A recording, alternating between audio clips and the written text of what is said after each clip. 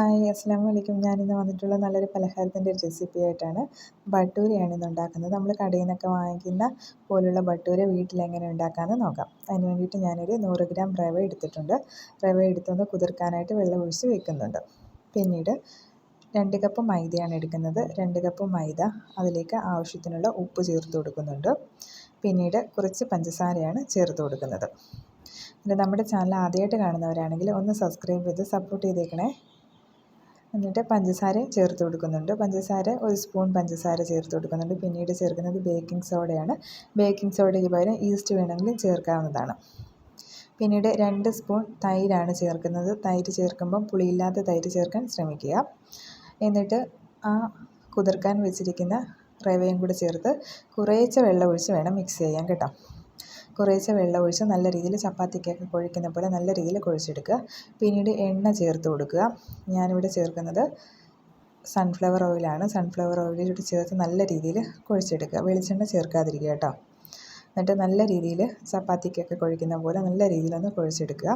അതിനുശേഷം കുറച്ച് എണ്ണ പുറത്ത് തൂകി ഒരു മണിക്കൂർ, കുറഞ്ഞത് 1 മണിക്കൂറെങ്കിലും വെക്കുക കേട്ടോ. റെസ്റ്റ് ചെയ്യാനായിട്ട് വെക്കുക.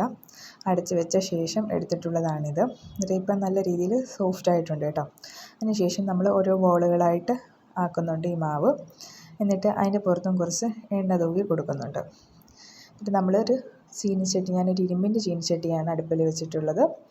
അതിൽ എണ്ണ ഒഴിച്ച് കൊടുക്കുന്നുണ്ട്. എണ്ണ ഒഴിച്ചിട്ട് കുറച്ച് മാവൊന്ന് ഇട്ട് നോക്കുന്നുണ്ട് കേട്ടോ, എണ്ണ ചൂടായോ എന്നറിയാൻ വേണ്ടിയിട്ട്. എന്നിട്ട് ഞാൻ കൗണ്ടർ ടോപ്പ് വൃത്തിയാക്കിയിട്ട് അവിടെയാണ് ഓരോ ബോൾസ് ഇട്ട് പരത്തിയെടുക്കുന്നത്.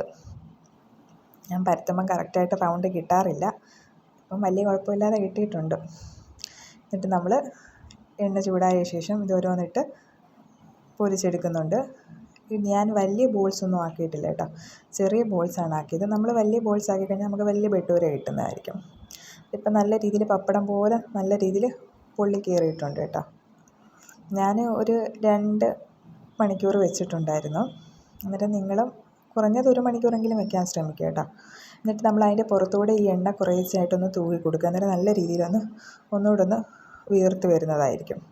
അങ്ങനെ ഇതേപോലെ നമുക്ക് വീട്ടിൽ നല്ല സൂപ്പറായിട്ട് ഭട്ടൂര ഉണ്ടാക്കിയെടുക്കാവുന്നതാണ്. അന്നേരം എല്ലാവരും ഒന്ന് ട്രൈ ചെയ്ത് നോക്കണേ. ഇനി നല്ല റെസിപ്പികളായിട്ട് വരുന്നുണ്ട് വരെ. Thank you, by.